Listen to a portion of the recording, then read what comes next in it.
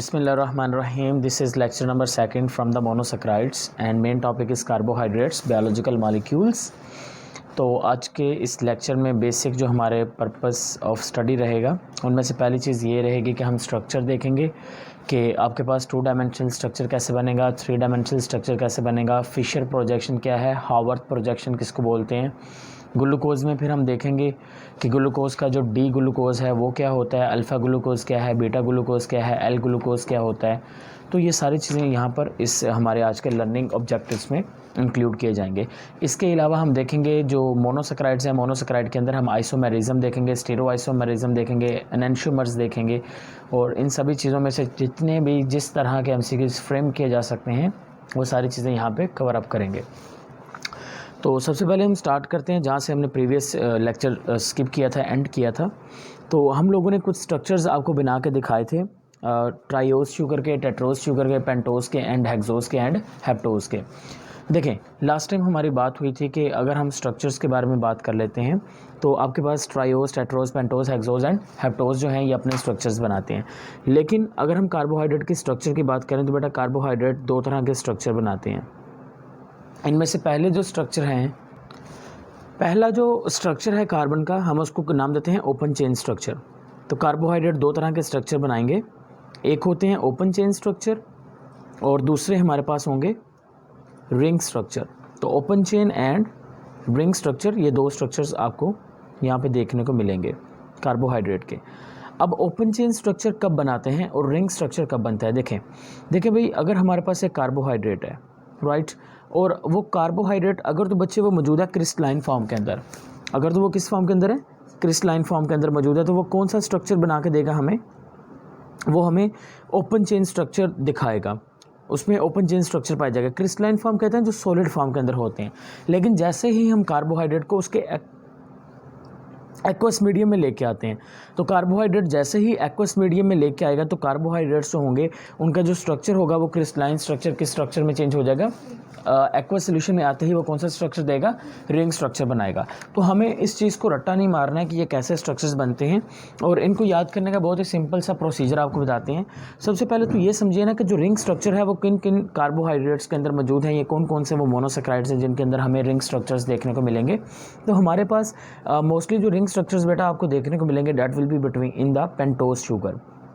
तो जो pentose sugar हैं, पेंटोज शुगर में, और अगर हम हेक्सोज शुगर की बात कर लेते हैं तो इस हेक्सोज शुगर के अंदर आपको क्या देखने को मिलेंगे, ये रिंग स्ट्रक्चर सबसे ज़्यादा बनाते हैं एक्वस सॉल्यूशन के अंदर। तो यहाँ पर आज के सबसे पहले एमसीक्यूज आपसे फ्रेम करते हैं। टेल मी, बहुत सिंपल सा एमसीक्यूज है, आपने आंसर करना है। किसी ऐसे शुगर का नाम बताएं जो कि सेल के न्यूक्लियस में सबसे ज़्यादा पाई जाता है। What is the name of the sugar that is most abundant in the, जो कहाँ पर सबसे ज़्यादा अबंडेंट होता है, जो सेल के न्यूक्लियस में सबसे ज़्यादा अबंडेंट होता है। क्या वो पेंटोज शुगर है, क्या वो हेक्सोज शुगर है? Hurry up, pentose sugar. So pentose sugar जो है ये सेल के न्यूक्लियस में सबसे ज़्यादा पाया जाता है। इसकी रीज़न क्या होती है? इसकी रीज़न है हमारे पास पेंटोज शुगर की एग्जाम्पल। पेंटोज शुगर की हमने 2 एग्जाम्पल पढ़ी थी, एक हमने पढ़ी थी राइबोज शुगर और दूसरी कौन सी पढ़ी थी, डीऑक्सीराइबोज शुगर। अब राइबोज और डीऑक्सीराइबोज शुगर की अगर हम बात कर लेते हैं तो बेटा जो राइबोज शुगर है ये कहाँ पर मौजूद होगी, आरएनए के अंदर, और जो डीऑक्सीराइबोज शुगर होती है ये कहाँ पर मौजूद होती है, डीएनए के अंदर मौजूद होती है। और ये दोनों जो शुगर है डीएनए और आरएनए के अंदर, ये 2 शुगर जो मौजूद हैं, हम सब जानते हैं कि ये सारे किधर आपको देखने को मिलेंगे, न्यूक्लियस के अंदर आपको देखने को मिलेंगे डीएनए एंड आरएनए। क्लियर होगी बात? तो ये चीज़ आपने याद रखनी है। अच्छा जी, अब हम बेटा यहाँ से एक राइबोज शुगर लेते हैं और राइबोज शुगर का पहले तो हम ओपन चेन स्ट्रक्चर बना के दिखाते हैं, फिर उसी को हम बनाते हैं रिंग स्ट्रक्चर के अंदर, लेकिन एक पूरे मैकेनिज्म के ज़रिए से समझते हैं कि किस तरह से ये चेंज हो जाएगा। This is carbon number 1, this is carbon number 2, carbon number 3, carbon number 4, carbon number 5। 5 carbon आ गया आपके पास, ठीक है, कार्बन नंबर 4, कार्बन 5। अब बेटा जो कार्बन नंबर 1 है, कार्बन नंबर 1 पर आपको यहाँ पर एक ग्रुप अटैच देखने को मिलेगा इस तरह से, जिसको आप नाम कौन सा देंगे, एल्डिहाइड ग्रुप का। तो ये आपके पास आ गया एल्डिहाइड ग्रुप, कार्बन नंबर 1 पर अटैच होगा। उसके बाद यहाँ पर बेटा जो राइट साइड होगी, राइट साइड पर आपको राइबोज शुगर में क्या देखने को मिलेंगे, हाइड्रोक्सिल देखने को मिलेंगे, और दूसरी साइड पर क्या देखने को मिलेंगे, हाइड्रोजन देखने को मिलेंगे। क्लियर होगी बात?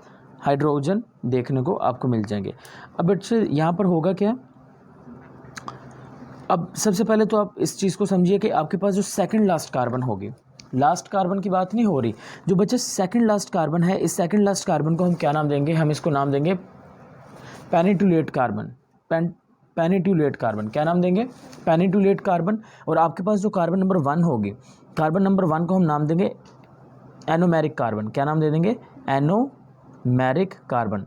तो ये एनोमेरिक कार्बन और पेनिटुलेट कार्बन जो सेकंड लास्ट कार्बन होगी। क्लियर होगी बात?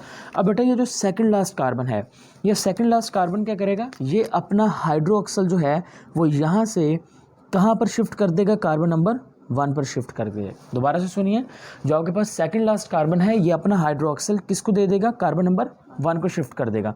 जब ये अपना कार्बन का जो है हाइड्रोक्सल है ये कार्बन नंबर 1 को शिफ्ट करेगा, तो बच्चे आपके पास कुछ जो स्ट्रक्चर है वो इस तरह से बन जाएगा। देखें ज़रा गौर से, कार्बन नंबर जो 1 है, कार्बन नंबर 1 में डबल बॉन्ड किसके साथ था? ऑक्सीजन के साथ। और एक बॉन्ड किसके साथ था? हाइड्रोजन के साथ। तो बच्चे यहाँ पर होगा क्या? देखें, हाइड्रोजन का बॉन्ड वहाँ का वैसे ही रहा। मैंने कहा कि इसने अपना हाइड्रोक्सल किसको दे दिया? किसको दे दिया? कार्बन नंबर 1 को दे दिया। अब बेटा कार्बन नंबर 1 के 2 बॉन्ड थे ऑक्सीजन के साथ, तो बेटा उसका जो एक बॉन्ड है वो टूट गया। और ऑक्सीजन कितने बॉन्ड बनाएगा? 2 बॉन्ड बनाता है, तो ऑक्सीजन का एक बॉन्ड फ्री पड़ा हुआ है। बाकी देखिए कार्बन नंबर 2, ऑक्सीजन 2 बॉन्ड बनाता है हमेशा, ठीक है। तो उसका एक बॉन्ड कार्बन के साथ है, दूसरा बॉन्ड फ्री है। अब कार्बन नंबर 2 पर हाइड्रोक्सल है, कार्बन नंबर 3 पे भी क्या है? हाइड्रोक्सल है। कार्बन 4 का हाइड्रोक्सल चला गया ना, और कार्बन 5 पे क्या लगा हुआ है? हाइड्रोक्सल लगा हुआ है। और बाकी साइड पर क्या लगा देंगे? ये देखें, सेम एज इट इज़ क्या लगाते जाएंगे? हाइड्रोजन हम ऐड करते जाएंगे। तो ये भी हाइड्रोजन, ये भी हाइड्रोजन, ये भी आपके पास हाइड्रोजन आ गया। अब यहाँ पे सोचने की बात ये है कि बेटा एक जो है बॉन्ड यहाँ पर फ्री है, वो कार्बन कौन सा है? 1, 2, 3 एंड 4, जो सेकंड लास्ट कार्बन है जिसको पेनिटुलेट कार्बन का नाम दिया, उसका बॉन्ड फ्री है। तो बच्चे क्या होगा? ये जो ऑक्सीजन है यहाँ पर जिसका एक सिंगल बॉन्ड बना है, वो जाके बॉन्ड किसके साथ कर लेगी? वो जाके बेटा बॉन्ड बना लेगी कार्बन नंबर 4 के साथ। किसके साथ? कार्बन नंबर 4 के साथ। तो ये बेटा सीक्वेंस याद रखें, 1, 2, 3, 4 एंड 5। क्लियर होगी बात? अब यहाँ पर बेटा आपके पास किस का बन गया है? बॉन्ड किसका बना है? कार्बन 1 का कार्बन 4 के साथ। अब ये जो आपको स्ट्रक्चर यहाँ पे दिखाया जा रहा है, ये जो स्ट्रक्चर आपको दिखाया जा रहा है, ये कहाँ से बना है? ये देखें, आपके पास जो राइबोस शुगर है, राइबोस के शुगर के स्ट्रक्चर से ही हमने इस स्ट्रक्चर को डेवलप किया है। और इसको हम स्ट्रक्चर को क्या नाम देंगे? ये आपके पास है 2 डायमेंशनल स्ट्रक्चर। 2 डायमेंशनल स्ट्रक्चर है आपके पास, और इसी को बेटा आप नाम दे देंगे, this one is known as the Fisher projection. इसको क्या नाम देंगे? इसी को बच्चे हम नाम देंगे फिशर प्रोजेक्शन। आपने फिशर लफ्ज़ कहीं और भी पढ़ा है? हरियब, एमएल फिशर, कहाँ पर? एंजाइम्स वाले टॉपिक में। चलें जी, अब देखें इसी स्ट्रक्चर को आगे मैं चेंज करके दिखाऊंगा आपको 3D स्ट्रक्चर के अंदर कि ये किस तरह से 3D स्ट्रक्चर में चेंज होगा। लेकिन उस चीज़ को समझने से पहले आप 2 चीज़ें देखें। जो हमारे पास कार्बोहाइड्रेट्स हैं, ये 2 तरह के रिंग स्ट्रक्चर दे रहे हैं, 2 तरह के रिंग बनाते हैं। एक रिंग होगा, उसको हम नाम देंगे आपके पास फ्यूरानोज रिंग, फ्यूरानोज रिंग। जो फ्यूरानोज रिंग होता है ये पेंटागोनल रिंग होता है, ठीक है। इसके 5 कॉर्नर्स होते हैं, ठीक है। 5 कॉर्नर्स में से बच्चे ये आपको ना कुछ इस शेप के अंदर देखने को मिलेगा। ये वाला, ये जो इस शेप के अंदर रिंग होगा ना, ये आपके पास है फ्यूरानोज रिंग। अब इसके कॉर्नर गिनिए ज़रा, 1, 2, 3, 4, 5। 5 कॉर्नर में से 4 कॉर्नर पे क्या है? कार्बन, और 5वें कॉर्नर पे क्या है? ऑक्सीजन। तो इस तरह का जो भी रिंग होगा उसको क्या नाम देंगे? Furanose ring. और बेटा दूसरा जो कार्बोहाइड्रेट्स रिंग बनाते हैं उसको क्या नाम देते हैं? पायरानोज रिंग का नाम देते हैं। पायरानोज रिंग की बात करें तो बेटा पायरानोज जो रिंग है आपके पास वो आपको कुछ इस शेप के अंदर देखने को मिल जाएगा, that is a pyranose ring. ये आपके पास पायरानोज रिंग आ गया। पायरानोज रिंग में कितने? ये हेक्सागोनल है, 6 कॉर्नर हैं, 1, 2, 3, 4, 5, 6 कॉर्नर में से 5 कॉर्नर पे क्या है? कार्बन, और एक पे क्या है? ऑक्सीजन है। अब बच्चे यही देखें, इसी स्ट्रक्चर को मैं यहाँ पे चेंज करके दिखाऊंगा। तो जो राइबोस शुगर है वो हमारे पास ना ये वाला स्ट्रक्चर देगी जिसको हम फ्यूरानोज का नाम देते हैं। अब यहाँ पे गौर से समझिए ज़रा,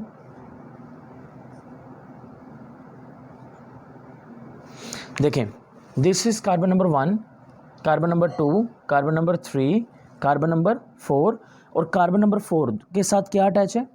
कार्बन 5। तो कार्बन 4 के साथ बेटा मैंने क्या अटैच कर दी? कार्बन 5 अटैच कर दी। अब गौर से देखें, कार्बन 4 अटैच है कार्बन 1 के साथ, किसकी मदद से? कार्बन 4 अटैच है कार्बन 1 के साथ, किसकी मदद से? सेम है, ठीक है। अब कार्बन 4 के साथ क्या अटैच है, कार्बन 5। कार्बन 4 में अगर गौर से देखें तो कार्बन 4 में कितने हाइड्रोजन देखने को मिल रहे हैं, 1 2। तो क्या मैं लिख सकता हूँ कार्बन 5 के साथ यहाँ पर H2। अब यहाँ पर हाइड्रोक्सिल भी है तो क्या हाइड्रोक्सिल भी लिख दूँ। क्लियर होगी बात, ये कहाँ से आया, ये देखें ना, कार्बन 5 के साथ देखें, एक ये हाइड्रोजन है, एक ये हाइड्रोजन, 2 हाइड्रोजन है तो H2 लिख दिया मैंने, हाइड्रोक्सिल ये वाला मैंने उठा के यहाँ लगा दिया। अब कार्बन 1 में देखें, एक साइड पर हाइड्रोक्सिल है, दूसरी साइड पर क्या है, हाइड्रोजन। तो बेटा देखें, एक साइड पर हाइड्रोक्सिल है, दूसरी साइड पर क्या है, हाइड्रोजन, ठीक है। कार्बन 2 पे एक साइड पर हाइड्रोक्सिल है, दूसरी साइड पर हाइड्रोजन। कार्बन 3 पर एक साइड पर हाइड्रोक्सिल है, दूसरी साइड पर हाइड्रोजन। कार्बन 4 पे एक साइड पर ऑक्सीजन है और दूसरी साइड पर हाइड्रोजन है। तो क्या ये स्ट्रक्चर आपका बन गया। अब बेटा ये जो स्ट्रक्चर आपको दिखाया जा रहा है, this is the 3D structure या 3 डायमेंशनल स्ट्रक्चर, और इस प्रोजेक्शन को हम नाम दे देंगे हावर्थ प्रोजेक्शन। क्या नाम देंगे, ये है हावर्थ प्रोजेक्शन का नाम दे देंगे। तो इस तरह से बेटा देखें, अगर हमारे पास जो राइबोज शुगर है वो क्रिस्टलाइन फॉर्म के अंदर मौजूद है तो वो आपको ये वाला स्ट्रक्चर दिखाएगा, लीनियर ओपन चेन स्ट्रक्चर देखने को मिलेगा।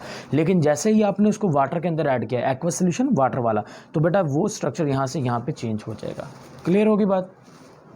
हरी इसको नोट करना है तो जल्दी से नोट करिए, तब तक हम आपको एक नई चीज़ बताते हैं जस्ट फॉर जनरल इन्फॉर्मेशन। देखिए, आपको कल एक शुगर के बारे में बताया गया था, डैट इज़ जब हम बात कर रहे थे हेक्सोज शुगर की। तो हेक्सोज शुगर की एग्जांपल में से मैं एक शुगर ले लेता हूँ, that's name is a galactose sugar. अब गैलेक्टोज शुगर जो होती है, अच्छा अगर आपसे पूछा जाए विच one is a brain sugar, brain sugar कौन सी है, which one is a brain sugar, it is a galactose. कौन सी शुगर है, गैलेक्टोज। सो गैलेक्टोज शुगर जो है यही ब्रेन शुगर कहते हैं। अब बच्चे जो एक छोटा बेबी होता है उसको मदर का मिल्क इसलिए रिकमेंड किया जाता है, उसकी रीज़न ये होती है, ये कहा जाता है कि बच्चों को दूध पिलाइए। सिंपल सी बात करते हैं। अब दूध पिलाने की रीज़न क्या होती है, जो आपके पास मिल्क शुगर है। देखें, अगर हम मिल्क शुगर की बात करते हैं तो मिल्क शुगर का नाम क्या होता है, लैक्टोज, ठीक है। Milk sugar is lactose. अब मिल्क के अंदर लैक्टोज है। अब बेटा ये जो लैक्टोज होता है ना, लैक्टोज असल में मिल के बनता है जब आपके पास ग्लूकोज और ग्लैक्टोज मिलते हैं। ग्लूकोज और ग्लैक्टोज आपस में मिलेंगे तो क्या बनेगा, लैक्टोज बनेगा। इस लैक्टोज को तोड़ने के लिए जो एंजाइम्स चाहिए वो एंजाइम्स होते हैं लैक्टेज एंजाइम, जो हमारी बॉडी में या बच्चों की बॉडी के अंदर मौजूद होते हैं। तो जैसे ही आप किसी बच्चे को दूध पिलाओगे तो क्या होगा, तो उसकी बॉडी के अंदर मौजूद जो लैक्टेज एंजाइम होगा वो लैक्टोज शुगर को तोड़ेगा, तोड़ने के बाद उसको ग्लूकोज में चेंज करेगा और उसको किसके अंदर चेंज कर देगा, ग्लैक्टोज में चेंज कर देगा। और ग्लैक्टोज कौन सी शुगर है, ये तो है ही ब्रेन शुगर। तो बेटा ब्रेन की जो नरिशमेंट है, ब्रेन की जो ग्रोथ है, उसके अंदर ये जो ग्लैक्टोज है ये बहुत इंपॉर्टेंट रोल प्ले करती है। डैट्स वाई कहा जाता है कि क्या किया जाए, बच्चों को मिल्क पिलाया जाए और स्पेशली तौर पर जो मदर की बॉडी से है उस चीज़ को उसको किया जाए ताकि उसके अंदर ज़्यादा से ज़्यादा जो लैक्टोज है वो बच्चे को प्रोवाइड किया जा सके उसकी ग्रोथ के अंदर। अच्छा, एक और MCQs जनरल इन्फॉर्मेशन में अगर हम बात कर लेते हैं आपसे ग्रेप शुगर के बारे में। Which one is a grape sugar, grape sugar कौन सी है आपके पास,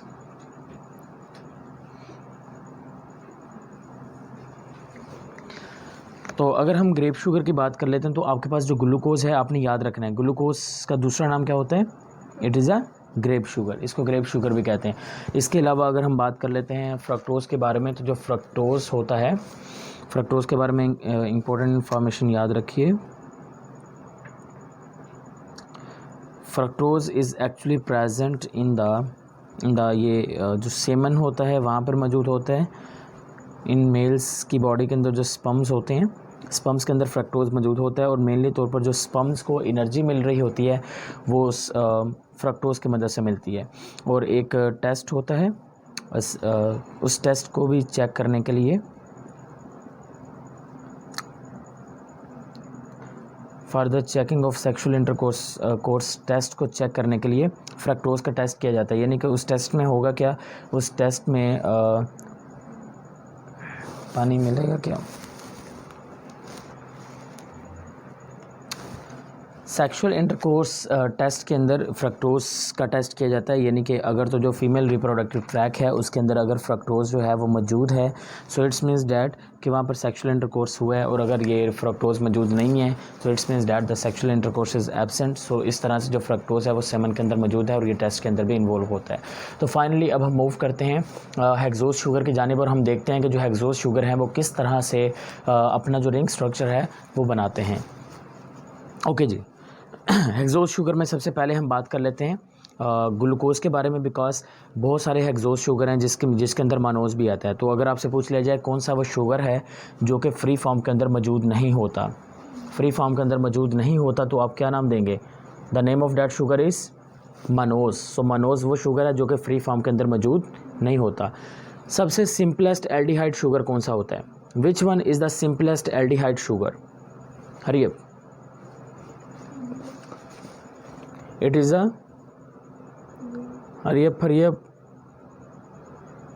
आपने ट्रायोसिस के अंदर उसका पढ़े थे एग्जांपल्स, ट्रायोसिस की एग्जांपल के अंदर आपने उसका पढ़ा था। So that is the simplest आपके पास एल्डिहाइड शुगर है। अब हम बात कर लेते हैं ग्लूकोज के बारे में, ग्लिसराइड एल्डिहाइड। ओके जी, ग्लूकोज की बात करें तो ग्लूकोज में कार्बन आ जाएंगे 6, 1, 2, 3, 4, 5 एंड 6। ठीक है जी। कार्बन 1 पर अटैच होगा हाइड्रोक्सिल ग्रुप, हाइड्रोक्सिल ग्रुप नहीं होगा, हाइड्रोक्सिल ग्रुप कार्बन 1 के अलावा सब पर अटैच होंगे। यहाँ पर मौजूद होगा एल्डिहाइड ग्रुप। कार्बन 2 पर होगा हाइड्रोक्सिल ग्रुप। कार्बन 3 पर सीक्वेंस क्या कर देनी है? चेंज। कार्बन 4, बाकी सारी सीक्वेंस सेम रहेगी। इसी तरह से किसी भी बायोमॉलिक्यूल का या कार्बोहाइड्रेट का स्ट्रक्चर बनाते वक्त इस बात का ख़ास तौर पर ख्याल रखना है कि राइट साइड पर कौन सा मॉलिक्यूल आ रहा है और लेफ़्ट साइड पर कौन सा मॉलिक्यूल आ रहा है। अगेन वही चीज़ें फॉलो करनी है जो आपको पहले मैंने बताई। ये आपके पास ग्लूकोज का स्ट्रक्चर है, ये कार्बन है 1, 2, 3, 4, 5 एंड 6। पहला कार्बन क्या कहलाया था? Anomeric carbon. ठीक है। अब एनोमेरिक कार्बन की बेस पर मैं आपको एनोमेर्स के बारे में भी गाइड करूँगा कि ये होते क्या हैं। तो और कार्बन नंबर 5 या सेकंड लास्ट कार्बन, ठीक है, जो सेकंड लास्ट कार्बन होगा बच्चे आपके पास, ये सेकंड लास्ट कार्बन क्या करेगा? अपना जो हाइड्रोक्सिल होगा वो किसको दे देगा? कार्बन नंबर 1 को देगा। जब ये अपना हाइड्रोक्सिल कार्बन नंबर 1 को देगा, उसके नतीजे में आपके पास जो फिशर प्रोजेक्शन बनेगा वो कुछ इस तरह से बनेगा। कार्बन 1, उसके बाद कार्बन 2, कार्बन 3, कार्बन 4, कार्बन 5 और कार्बन 6, और कार्बन 6 के साथ हाइड्रोजन, इधर वाली साइड पर हाइड्रोक्सिल। कार्बन 5 का हाइड्रोक्सिल ऊपर चला गया, कार्बन 5 का बॉन्ड फ्री। 4 पे लगेगा हाइड्रोक्सिल, 3 पे क्या लगा हुआ है? हाइड्रोजन। 2 पे लगा हाइड्रोक्सिल, हाइड्रोक्सिल की ऑपोजिट साइड पर हाइड्रोजन, इधर आ जाएगा हाइड्रोक्सिल, देन हाइड्रोजन, यहाँ पर हाइड्रोजन, हाइड्रोजन और कंप्लीट हो गया। ठीक है जी। अब अच्छे जो बांड बने हुए हैं कार्बन 1 पे, वो एक मैंने कहा कि ये हाइड्रोक्सिल जाके चला गया वहाँ पर, उसके अलावा वहाँ पर हाइड्रोजन ऑलरेडी मौजूद है, ऑक्सीजन मौजूद था, ऑक्सीजन का एक बॉन्ड मौजूद है। तो बेटा ये जो ऑक्सीजन का एक बॉन्ड यहाँ से टूटा है, फ्री हुआ है, वो ऑक्सीजन असल में क्या करेगी? वो बॉन्ड बना लेगी किसके साथ? कार्बन नंबर कौन सा? 5 के साथ। तो कार्बन 5 के साथ। अब ये जो प्रोजेक्शन है 2 डायमेंशनल, इसका नाम क्या होगा? It is the Fisher projection. ये कौन सा प्रोजेक्शन होगा? हाँ जी, ये फिशर प्रोजेक्शन होगा 2D। अब उसके बाद अगर हम बात कर लेते हैं ना इसके बारे में, आपके पास ग्लूकोज के बारे में, तो ग्लूकोज जो है ये हमें कौन सा रिंग देगा? ये हमें देगा पायरानोज रिंग। कौन सा देगा? Pyranose ring. तो इसका पायरानोज रिंग बना के देखते हैं और उसको हम नाम देंगे ग्लूकोपायरानोज का। अब यहाँ पे देखें, ये ऑक्सीजन इस तरह से ये आ गया पायरानोज रिंग।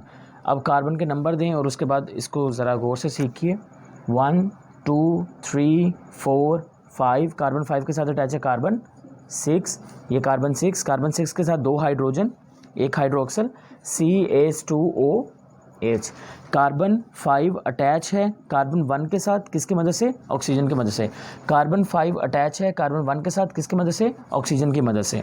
अब हम इसको अटैच करते जाते हैं। कार्बन 1 पर एक साइड पर हाइड्रोक्सिल है, दूसरी साइड पर क्या है? हाइड्रोजन है। उसके बाद कार्बन 2 पर एक साइड पर हाइड्रोक्सल, दूसरी साइड पर हाइड्रोजन। कार्बन 3 पे सीक्वेंस चेंज हो गई, राइट साइड पर हाइड्रोजन आ गया तो मैंने नीचे बना दिया, ये हाइड्रोक्सल चला गया। कार्बन 4 पर इधर हाइड्रोक्सल है, इधर आपके पास आ गया हाइड्रोजन। कार्बन 5 पे हाइड्रोजन और उसका बॉन्ड बना है ऑक्सीजन के साथ, कार्बन 1 के साथ। तो इस तरह से ये चीज़ आपने याद रखनी है कि ये जो आपके पास स्ट्रक्चर बन गया that is a 3 dimensional structure, और इसको प्रोजेक्शन को क्या नाम देंगे? This projection is known as a hurry up Haworth projection. क्या नाम देंगे? हावर्थ प्रोजेक्शन का नाम दे देंगे। अच्छा, अब यहाँ से बेटा और हमारे सीखने वाली बात क्या है? अब ये जो आपको ग्लूकोज हमने बना के दिया है, this glucose is a alpha glucose, this glucose is a alpha glucose. अब बेटा अल्फ़ा ग्लूकोज और बीटा ग्लूकोज ये किस तरह से होते हैं? और ये अल्फ़ा एंड बीटा ग्लूकोज जो हैं ये एक दूसरे के एनोमेयर्स होते हैं। अब ये एनोमेयर किस बेस पे होते हैं? ये एनोमेरिक कार्बन की बेस पे होते हैं। अब मैं आपको अल्फ़ा और बीटा ग्लूकोज के स्ट्रक्चर ज़रा दिखा देता हूँ एक बार कि ये किस तरह से होते हैं। ये आपके पास है अल्फ़ा ग्लूकोज। अब बीटा ग्लूकोज में क्या होगा? Same structure. पहली बात तो पायरानोज रिंग हम बनाएंगे इसी तरह से, सिर्फ एक चीज़ में चेंज आनी है। कार्बन 1 मैंने क्या कहा था? जो सबसे पहला कार्बन है वो क्या कहलाता है? Anomeric carbon. क्या नाम देते हैं? Anomeric carbon. देखें हर चीज़ में वैसे ही बना रहा हूँ। देखिए यहाँ पे OH, कार्बन 2 पे H, आगे क्या था? OH, नेक्स्ट OH, फिर आ गया H, इधर क्या आ गया? H, और इधर क्या आ गया? CH2OH आ गया। अब यहाँ पे देखें सिर्फ इतना सा फ़र्क है कि यहाँ पर हाइड्रोक्सल नीचे है, हाइड्रोजन ऊपर है। यहाँ पर बेटा आपके पास जो हाइड्रोक्सल होगा वो किधर चला जाएगा?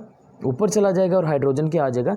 नीचे आ जाएगा। और ये जो शुगर होगी, इस शुगर को क्या नाम देंगे? इसको हम नाम दे देंगे, this one is known as a beta glucose का नाम दे देंगे। तो ये बीटा ग्लूकोज, और ये आपके पास कौन सी ग्लूकोज आ गई? Alpha glucose. तो बेटा एनोमेरिक कार्बन की बेस के ऊपर देखिए, एनोमेरिक कार्बन पर, एनोमेरिक कार्बन, कार्बन नंबर 1, तो एनोमेरिक कार्बन पर जो मौजूद हाइड्रोक्सल की जो पोजीशन है, क्या वो पोजीशन नीचे है या ऊपर है?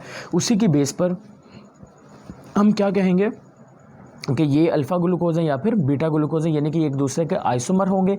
इनको हम नाम देंगे एनोमर्स का। क्या नाम दे देंगे? These are the anomers of each other. Hope so आपको ये क्लियर हो चुका है। चलें जी, अब हम आपको थोड़ी सी जनरल इन्फॉर्मेशन देते हैं, जल्दी से नोट कर लें।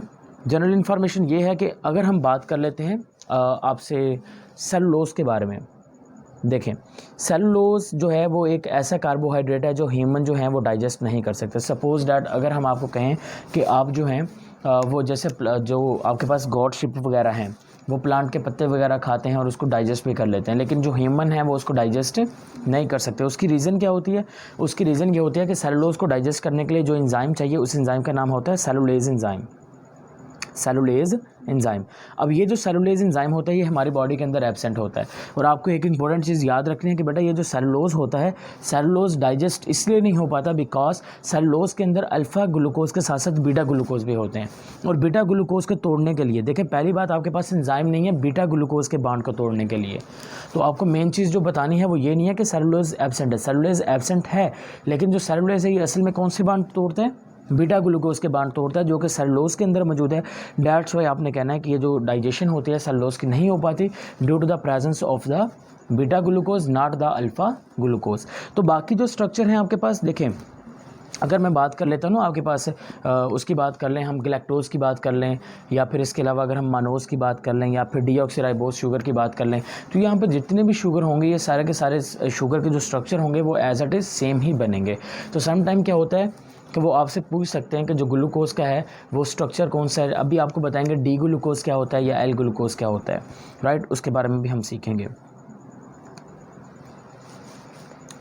चलें जी, अब हम नेक्स्ट मूव करते हैं।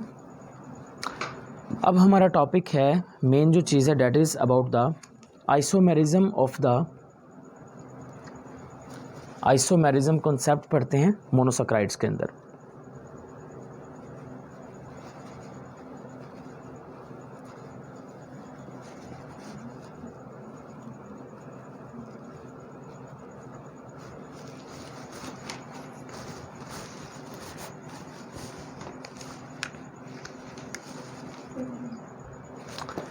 Isomerism of monosaccharides. तो आइसोमेरिज्म मोनोसैकेराइड्स के अंदर बात करें तो इनके अंदर एक स्पेशल किस्म का पाया जाएगा जिसको हम नाम देंगे स्टीरो आइसोमेरिज्म। Stereo isomerism. अब व्हाट इज़ स्टीरो आइसोमेरिज्म, इसको ज़रा समझ लें। अगर हम स्टीरो आइसोमेरिज्म की बात करते हैं तो आपने कहना है कि जी स्टीरो आइसोमेरिज्म में क्या है कि आपके पहले दो चीज़ें आप सीखिए, इसको मैं बाद में बताता हूँ ये क्या है। हमारे पास एसिमेट्रिकल जो कार्बन है, एसिमेट्रिकल कार्बन, एसिमेट्रिकल कार्बन के ऊपर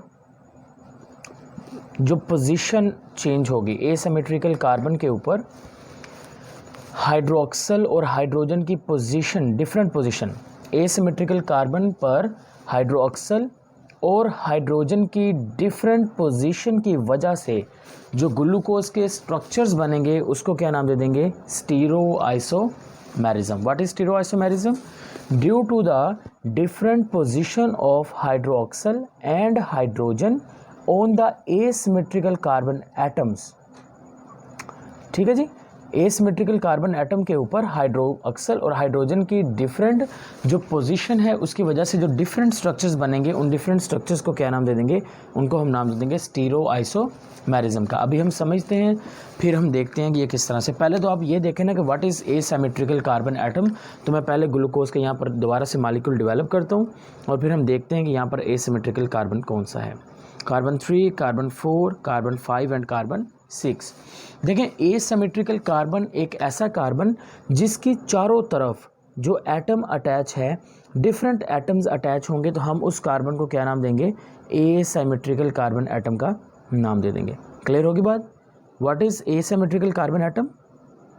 वो कार्बन एटम जिसकी चारों तरफ जो ग्रुप्स हैं वो डिफरेंट ग्रुप्स अटैच होंगे, उसको आप नाम दे देंगे एसिमेट्रिकल कार्बन एटम। तो पहले हम ग्लूकोज के अंदर ढूंढ लेते हैं कि एसिमेट्रिकल जो कार्बन है वो कौन कौन से एसिमेट्रिकल कार्बन है। कार्बन 1 है, 2 है, 3 है, 4 है, 5 है या फिर 6 है। चलें जी, कार्बन 1 की तरफ चलते हैं।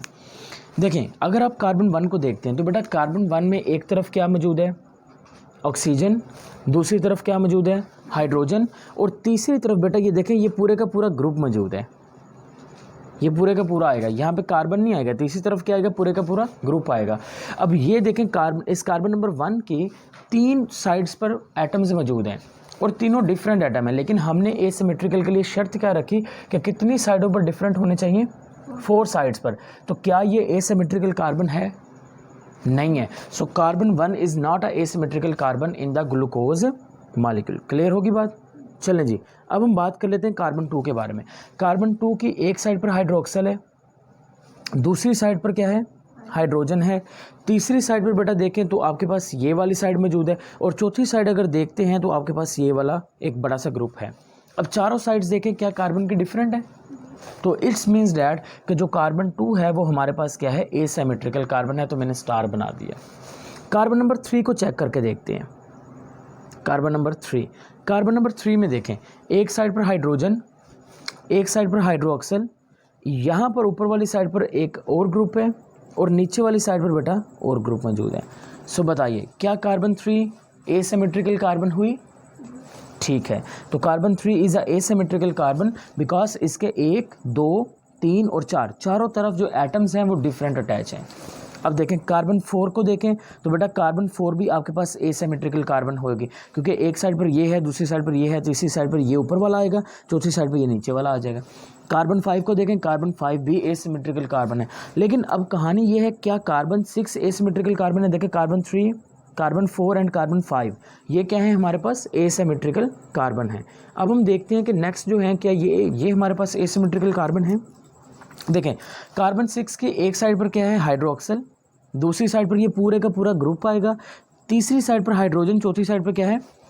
तो क्या ये एसिमेट्रिकल हुई? नो, क्योंकि इसकी 2 साइड्स क्या हैं, सेम है। इट्स मीन्स डैट कि जो हमारे पास ये मिडिल पोर्शन आपको देखने को मिल रहा है कार्बन 2 से लेके कार्बन 5 तक, ये जो है हमारे पास ये कौन से कार्बन आएंगे, these are included in asymmetrical carbon. तो ये हमारे पास एसिमेट्रिकल कार्बन आ चुके हैं। क्लियर होगी बात? अब हम बेटा देखते हैं कि इन एसिमेट्रिकल कार्बन के ऊपर किस तरह से जो हमारे पास स्टीरो आइसोमेरिज्म है ये आप देख सकते हैं। इसको देखें, अब बेटा हमने देखना है सबसे पहले जो आपके पास सेकंड लास्ट कार्बन है, कौन सा देखना है, सेकंड लास्ट कार्बन। अब यहाँ पर आपने समटाइम स्ट्रक्चर के नीचे लिखा होगा, देखा होगा D glucose and L glucose.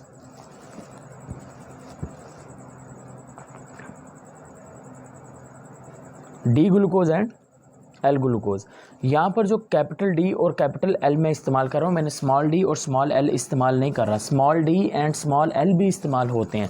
That is for small D for dextro rotatory and L for levo rotatory. But यहाँ पर अगर हम बात कर लेते हैं तो बेटा डेक्स्टर, यहाँ पर कैपिटल डी का मतलब क्या होता है?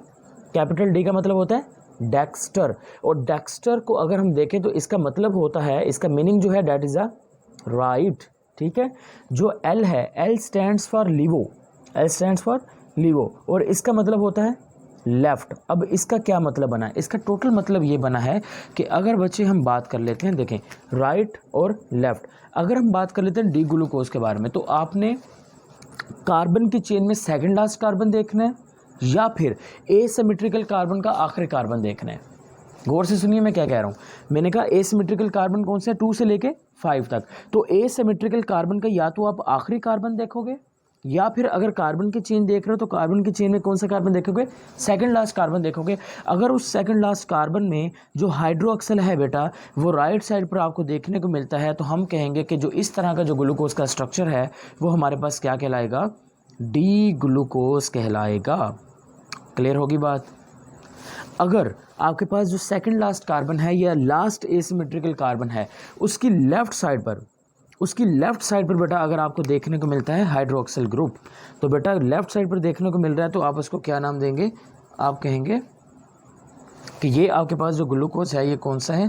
That is the L glucose. इसको क्या नाम दे देंगे? एल ग्लूकोज का नाम दे देंगे।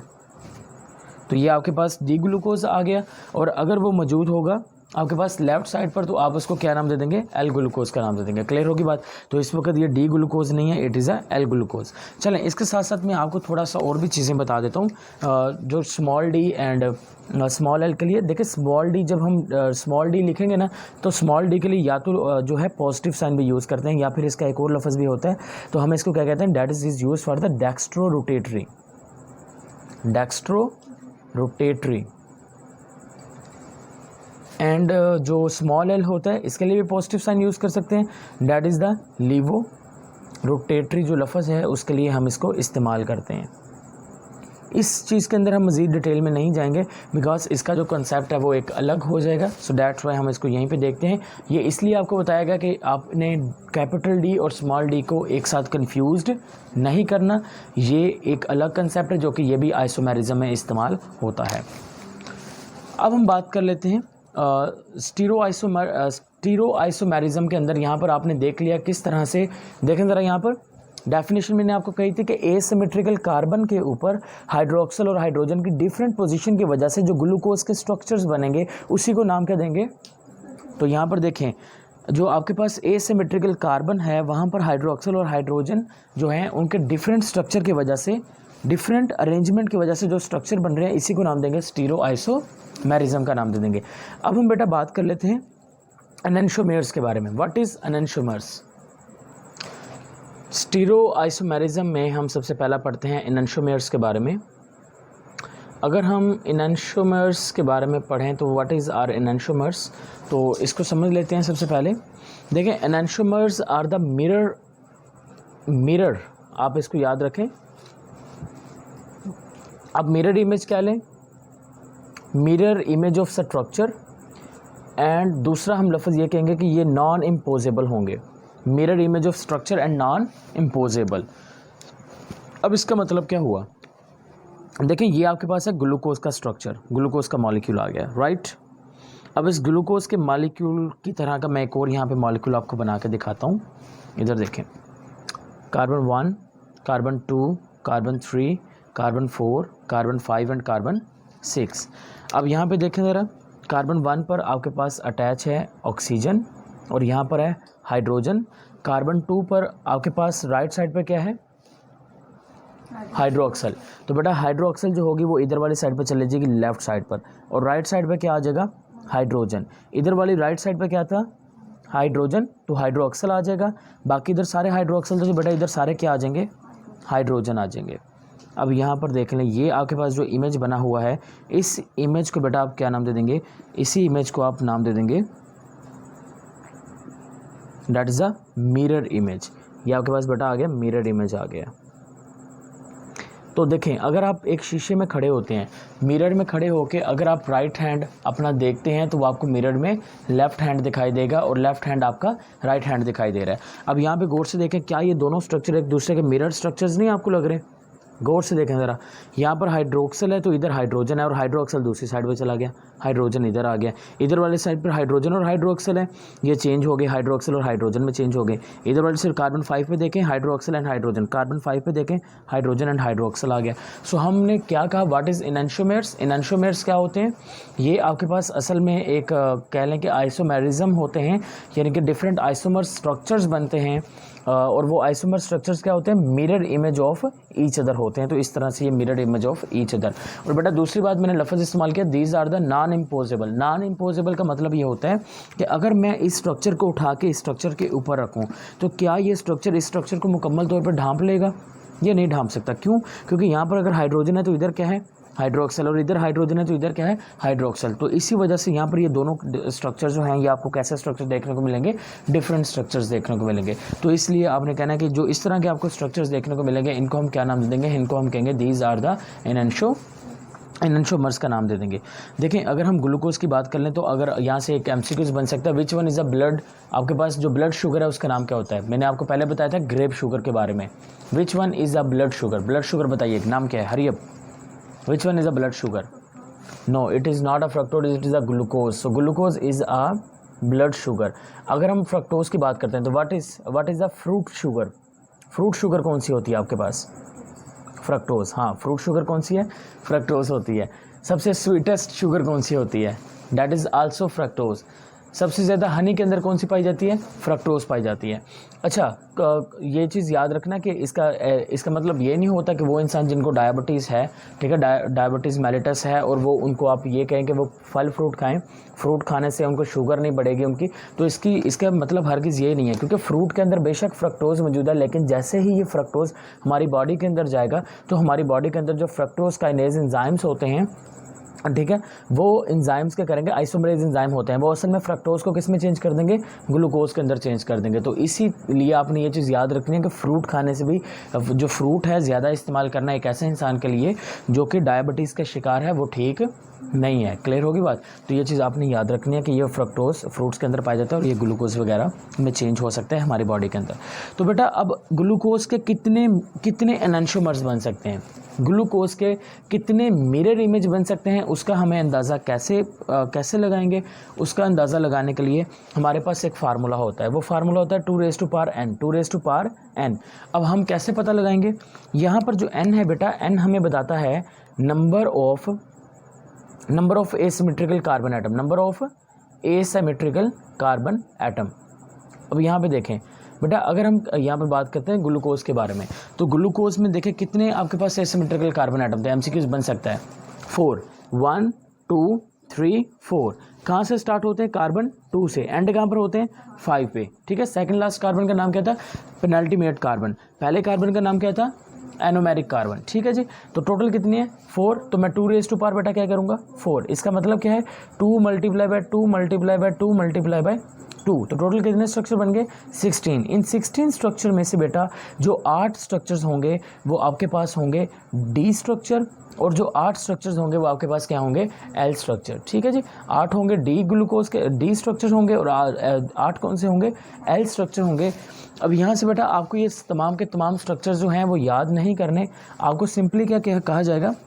सपोज डैट मैं आपको क्वेश्चन में फ्रेम करके दे देता हूँ, मैं आपको ये डायग्राम दे देता हूँ और मैं आपको कहता हूँ कि मुझे बताइए कि ये कौन सा ग्लूकोज है, ये डी ग्लूकोज है या फिर एल ग्लूकोज है। तो आपको कैसे पता चलेगा ये डी ग्लूकोज है या एल ग्लूकोज है? आपने सिंपल क्या करना है, आपने सबसे पहले एसिमेट्रिकल कार्बन में आखिरी कार्बन ढूंढना है, या फिर कार्बन के चेन में सेकंड लास्ट कार्बन देखना है। अब सेकंड लास्ट कार्बन ये वाला है, और उसकी कौन सी साइड देखनी है? राइट साइड देखनी है। अगर उसकी राइट साइड पर बेटा हाइड्रोक्सल होता है तो इसका मतलब है कि हाइड्रोक्सल का मतलब ये है कि हमने अभी पढ़ा भी था कि डी का मतलब क्या होता है? डेक्स्टर का मतलब क्या होता है? राइट। तो यहाँ पर क्योंकि हाइड्रोक्सल राइट साइड पर, तो हम कहेंगे ये जो ग्लूकोज है that is a D glucose, और अगर वो लेफ्ट साइड पर है तो हम उसको क्या नाम दे देंगे? हम उसको नाम दे देंगे वो लेफ्ट साइड पर मौजूद है तो आपके पास कौन सा आ जाएगा, एल ग्लूकोज आ जाएगा। तो इसी तरह से अपनी ये चीज़ याद रखनी है। आपको हर एक 18 या ये जो 16 स्ट्रक्चर्स हैं ये प्रिपेयर्ड करने की ज़रूरत नहीं है। आपको सिर्फ ये चीज़ याद रखनी है कि इनमें से कौन सा जो स्ट्रक्चर है, ऑप्शन में यही पूछा जा सकता है कि कौन सा आपके पास डी स्ट्रक्चर है, कौन सा एल स्ट्रक्चर है। वो किसी भी किस्म का कार्बन फ्रेम करके दे दें आपको सिर्फ इसी चीज़ को देखना है। आपको बताने के लिए सिर्फ उसके जो लास्ट वाला एसिमेट्रिकल कार्बन है उसको देखना है और उसी की बेस पर आप उसको बता देंगे। क्लियर होगी बात। तो बेटा इसके अलावा हमने कुछ बात कर ली आपके पास एनेंटियोमर्स के बारे में, एनेंटियोमर्स, और इसके बाद कुछ स्टीरियोआइसोमेरिज्म के कुछ मज़ीद कॉन्सेप्ट्स बाकी हैं, 1-2 टर्म्स मज़ीद बाकी हैं। इंशाल्लाह जो नेक्स्ट लेक्चर होगा उसमें वो चीज़ें कवर अप करेंगे और कुछ जनरल इन्फॉर्मेशन कार्बोहाइड्रेट से मुतल्लिक कवर अप करके मोनोसैकराइड्स को इंशाल्लाह कंप्लीट अप कर देंगे।